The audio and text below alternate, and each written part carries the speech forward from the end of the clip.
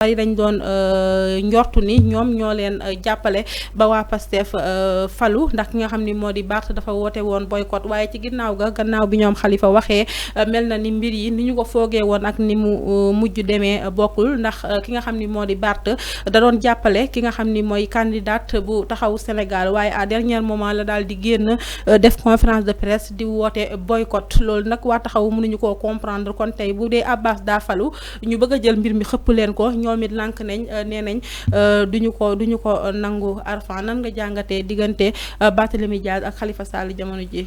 oui Ami balaa may ñëw ci loolu man nuyu d'abord Ami Diallo nuyu Fatou Bodian nuyu Moussa Samb grand Moussa depuis Italie Moussa di la ne grand bi jox na ma donc merci beaucoup Moussa aussi Ami wax nga question bu am solo parce que aussi dañu ne weddi tuuma du ragal nañ waxante dëgg donc Olof Ndiaye loolu lay wax weddi tuuma du ragal Khalifa Sall dafa weddi tuuma dafa weddi tuuma parce que et Barthélémy Dias et Bougane et Madiambal Diagne dañoo tuumal directement Khalifa Sall dañoo waxante dëgg ci élection yi passé Bougane a dit il y a un traître parmi l'opposition et nous tous nous savons que Bougane il s'adressait à Khalifa Sall.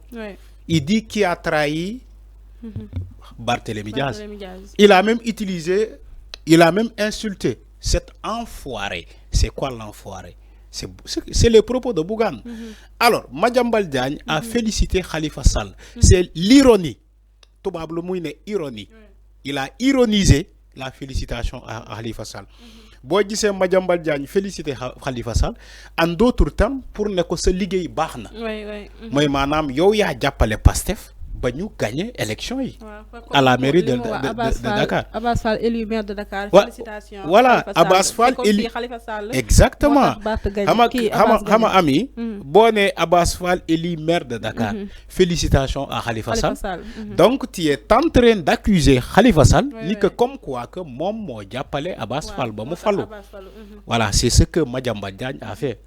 Barthélémy Dias a aussi tiré sur Khalifa Sall. Moom dafa tuumal Khalifa ni que Khalifa dafa trahir ce qu'ils ont convenu moom maanaam la ñu waxtaanoon Khalifa a trahi. Jusqu'à hier ay ñooñ Khalifa Sall yi aussi ñoom tamit ñu def seen point de presse def seen réunion pour donner la réplique à Barthélémy Dias. Ils ont répliqué waxal ak sénégalais yi ni que Barthélémy Dias lu mu wax demeewul noonu c'est pas ce qui s'est passé. dañu ne sénégalais yi quand Khalifa Sall effectivement ñu nag Barthélémy Dias dañoo waxtaanoon déglu bu baax li may wax ñoom waa taxaw Sénégal ñoo wax démb ñu ne sénégalais yi effectivement ñun ak Barthélémy Dias dañoo toog waxtaan ci élection yi lu muy demee léegi biir suñu waxtaan Khalifa Sall ne il a été convenu pour que ñun ñëpp ñu jàppale Ngoné Mbengue. C'est ce que Khalifa a dit. C'est Khalifa qui parle. Ñun ñëpp dañoo d'accord ni que dañoo war a jàppale Ngoné Mbengue. Même Barthélémy Dias était d'accord pour ñu jàppale Ngoné Mbengue. Maintenant dañoo dem. Entre-temps, on ne sait pas ce qui s'est passé. Xamuñu lan moo xew.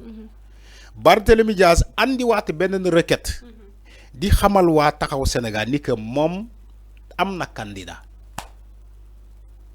yaa ngi dégg wax ji alors que ñoom dañoo d'accord ni que ñoom ñëpp Ngoné Mbengue la ñuy jàppale léegi dañoo dem entre temps Barthélémy Dias génnee ba mu set ci wax bi mu ñëw ne leen moom effectivement moom Barthélémy Dias am na un candidat il s'appelle Pathé Ba la désigné comme quoi que moom mooy nekk candidat am mais Khalifa Sall ne ko yow Barthélémy Dias du lii la ñuy waxante woon ñun dañuy waxtaanoon pour jàppale pour soumettre suñu candidat comme quoi que Ngoné Mbengue moo ñuy représenté mais yow boo ñëwee tey nañu yow Pathé Ba moo lay représenté Barthélémy donc entre temps qu'est-ce qui a changé moo tax ngeen gis Barthélémy Dias xam nga moom dafay waaxu bépp événement bu am rek Barthélémy Dias dafay waaxu il était en voyage Madiambal Diagne nee na Barthélémy Dias était en voyage mais ba mu déggee ni que Khalifa a choisi Ngoné Mbengue ni que Khalifa taxaw na nee na élection dina am Barthélémy Dias aussitôt dafa dàqal voyage am pour ñibisi le dimanche et organiser un point de presse. C'est les propos de Madiambal Diagne. Madiambal Diagne moo ko wax. Madiambal Diagne moo wax loolu. Mais la version de Madiambal Diagne ak la version du camp de Khalifa, c'est diamétralement opposé. C'est diamétralement opposé. Parce que Madiambal Diagne lu mu wax ci faram fàccee. képp ku seetaan émission boobu. Madiambal Diagne lan la wax. nee ne dañoo waxtaan ñoom ñëpp dañoo d'accord, les deux camps dañoo d'accord ni que waxtaan am na. waxtaan am na diggante Khalifa ak Barthélémy Diaz. C'est ce que le camp de Khalifa a dit, effectivement waxtaan nañu. C'est ce que Madiambal Diagne a dit, effectivement waxtaan am na. léegi problème bi mooy ci biir waxtaan bi Madiambal Diagne nee ne Khalifa moo d'accord ak Barthélémy Diaz ni que dañuy boycotter élection bi. Écoutez bien ce que je dis. waxaluma kenn. ñoom ñaari version yi lay confronter pour que sénégalais xam dëgg bi fu dëgg bi féetee. Madiambal Diagne nee ne dañoo waxtaan ci biir waxtaan bi Khalifa était d'accord pour le boycott des élections parce que les conditions n'étaient pas réunies. Barthélémy Diaz dafa convaincre Khalifa pour que ñoom ñëpp ñu boycotter élection bi.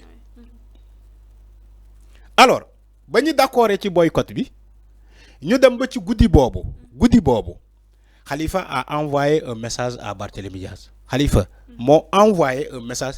Madiambal Diagne moo wax lii de après dinaa ñëw ci beneen version bi. Khalifa a envoyé un message à Barthélémy Diaz mu ne ko finalement Barthélémy Diaz nous allons aux élections dina am. mu ne Khalifa moo envoyé message boobu à Barthélémy Diaz mu ne ko finalement élection dina am. te man Khalifa je choisis Ngoné Mbengue comme candidat. C'est la version de Madiambal Diagne. Donc on sous-entend que Khalifa a trahi selon Madiambal Diagne. Si vous étiez d'accord pour que l'élection bañ a am nga dem ba ci guddi gi nga envoyé message à Barthélémy Diagne ne ko finalement élection dina am ñun dinañ dem ci élection bi te man Khalifa j'ai choisi Ngoné Mbengue. C'est la version de Madiambal Diagne. Est-ce que est-ce que du looloo tax parti bi mu génnee di def point de presse bi mu wax ni am na opposant yoo xam ne ci loolu laa bëgg a ñëw effectivement ci loolu laa bëgg a ñëw. Alors Madiambal Diagne loolu la wax nee na ba ñu d'accordé sax ni que dañuy boycotter élection bi Barthélémy Diaz dafa jël roppalaan dafa jël avion tukki parce que Barthélémy Diaz était confiant ni que ñoom dañuy boycotter élection bi te bu ñu boycotter élection bi élection normalement du am selon la législation. Ci la Barthélémy Diaz jël avion voyager parce que il était confiant ni élection du am. Alors quand Khalifa a envoyé la nuit un message à Barthélémy Diaz, c'était un jour de samedi. Le Khalifa samedi je crois samedi 22 vendredi 22 wala samedi 22 élection yi le 25 le lundi. Donc normalement vendredi le 22 samedi le 23 voilà vendredi le 22 ils étaient d'accord ni que élection du am dañuy boycotter.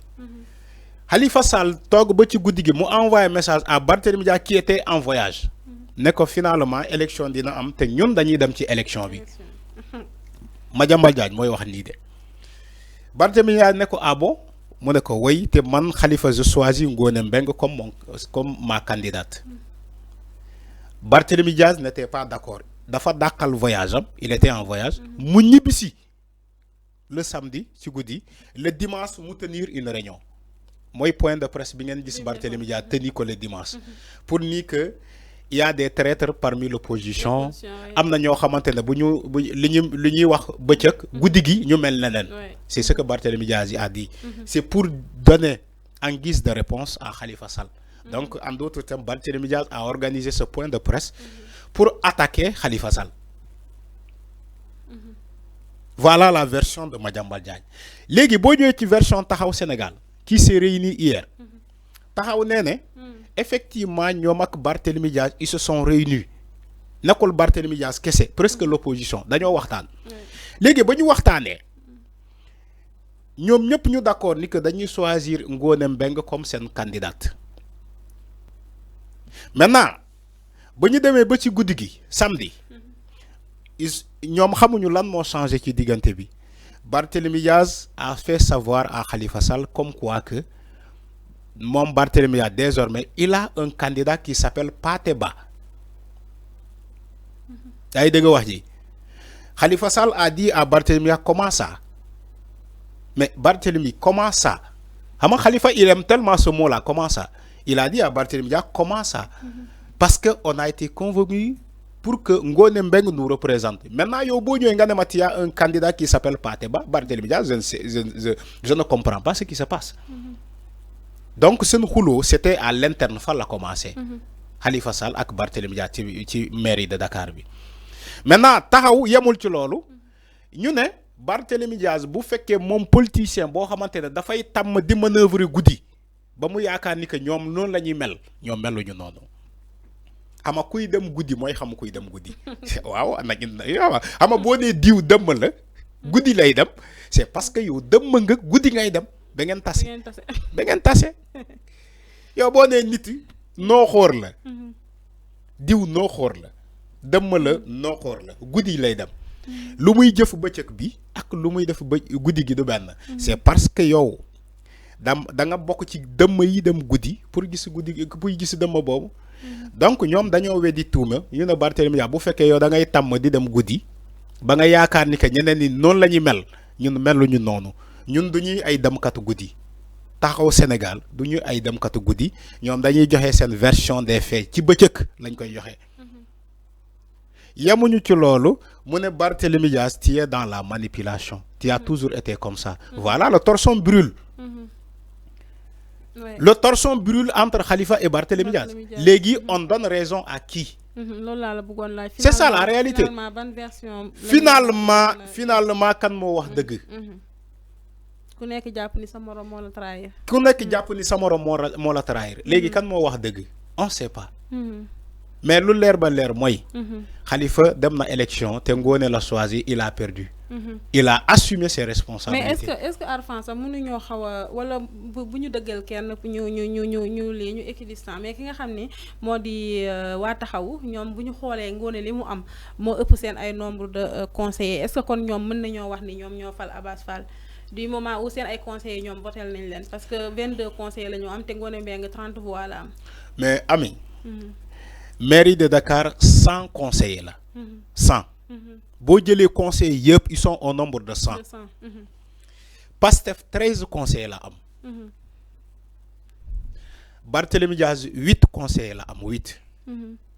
Je veux après on fait le total. Pur, le parti pur. 9 conseillers là ñu am. 9. Taxaw Sénégal 14 conseillers là ñu am. Ainsi que les autres partis de l'opposition, ay Benno, ay autres, la répartition. Alors, si nous avons la candidature, Pastef avait un candidat qui s'appelait Abass Fall. Pur dafa am candidat. J'ai oublié le nom du candidat de Pur. Pur a un candidat. Barthélémy Dias avait un candidat. Il s'appelle Pateba. Taxaw Sénégal avait un candidat qui s'appelle Ngone Mbeng. Alors, est-ce qu'aujourd'hui on peut dire que c'est Khalifa qui a trahi? Khalifa bi am candidat, ba Ngone Mbeng am 30 voix, alors que ñom 14 voix lañu am. 14 conseillers lañu am. 14 conseillers lañu am. Mais Ngone Mbeng 30 voix la am. 30 voix la am. Mais est-ce que Khalifa a trahi pour aller à Pastef? Étant donné que Khalifa candidat am Ngone Mbeng 30 voix la am alors que ñom 14 conseillers lañu am.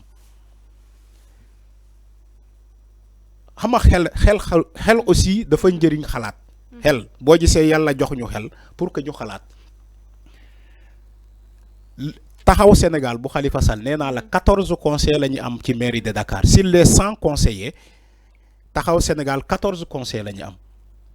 Mais sen candidat elle s'est retrouvée avec 30 voix. Comment elle s'est débrouillée pour avoir les 30 voix? Parce que bon, avec 14 conseillers, normalement, tu as 14 voix. 14 voix. Voilà, les boudé da nga trahi dem Pastef do am sa 30 voix, do am 14 voix.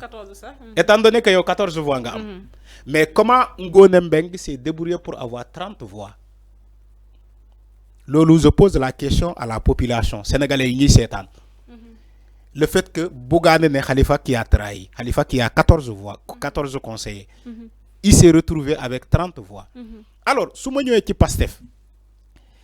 Pastef et Abass Fall, ils ont 13 voix. Moi, madame, 13 conseillers. 13 conseillers, là, normalement, la logique, Abass Fall devait avoir 13 voix. Les Abass Fall, ils ont 49 voix. 49. Comment Abass Fall s'est retrouvé à 49 voix? Je crois que la question est beaucoup fof la nek. Abass Fall, selon les informations, il était premier vice-conseiller de la mairie de Dakar. Il avait des liens. Moi, madame, dafay waxtaan ak des conseillers fa nek. Il avait de bonnes relations avec les conseillers fa nekkoon. Même quand il a quitté,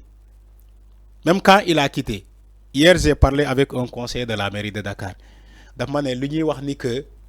Il m'a dit clairement, il m'a dit tout simplement, Arfan, je crois 18h, 19h. Je me dégg naa la ngay def émission ci 5 TV parce que dama leen di suivre ma ne ko effectivement mu ne ma dama am lu tuuti lu ma la bëgg a expliquer ma ne ko vas-y yow d'abord ma ne ko présente toi tu es qui mais dafa ne su ma ñëwee bu ma joxee tuuram tu sais comment c'est sensible actuellement ci la mairie. Alors mu ne ma dama bëgg a def témoignage en tant que conseiller de la mairie de Dakar ma ne ko aywa mu jox ma tuuram mu ne ma soo ma mënee lebal tour bi ci émission bi bul wax sama tour ma ne ko d'accord. Je vais expliquer ci vote bi lu mu démé parce que man voté na mané ko aywa bismillah mu ne parce que dégg na ci presse bi ñu né Khalifa mo dem dolel Abass Fall Khalifa mo trahi ba télémédia mu dem dolel Abass Fall mu ne c'est faux demeewul noonu mu ne man je suis un conseiller de Taxaw Sénégal j'ai voté pour Ngone Mbeng man sa bi ma woyé man dama yaakaar ni c'était un conseiller de Pastef de que c'était un conseiller de Taxaw Sénégal mu ne man mii di wax ak yow je suis un conseiller de Taxaw Sénégal man j'ai voté pour Ngone Mbeng pour mu gagner mais yàlla moo dogal que suñu candidate Ngone Mbeng gagnewul mais ñu ngi féliciter Abass Fall qui a gagné. Voilà le gars ce qu'il m'a dit. Après il me dit li ñuy wax ni que Khalifa moo trahir Barthélémy mu dem dooleel Abass Fall mu ne ma c'est archi faux. mu ne ma c'est archi faux. mu ne ma ñoom conseiller Khalifa Sall ils avaient un mot d'ordre ñoom conseiller yëpp c'était de voter pour Ngone Mbeng. mu ne ma ñoom sax yemuñu di voter pour Ngone Mbeng mu gagné mais dañoo nekkoon di def campagne ci biir à l'interne dañ doon campagnal Ngone Mbeng ci yeneen conseil pour que conseil mën voter pour Ngone Mbeng. Voilà le gars ce qu'il m'a dit dañ doon def campagne di jàppale Ngone Mbeng ci yeneen conseil bu ñu demee ci conseil bi ñu ne jàppal ci combat bi voter pour Ngone Mbeng parce que moom moo fi nekkoon intérim dañoo bëgg mu continuer la politique yi ne loolu la ñu doon convaincre yeneen 30 yeneen kii yu ñëw rejoindre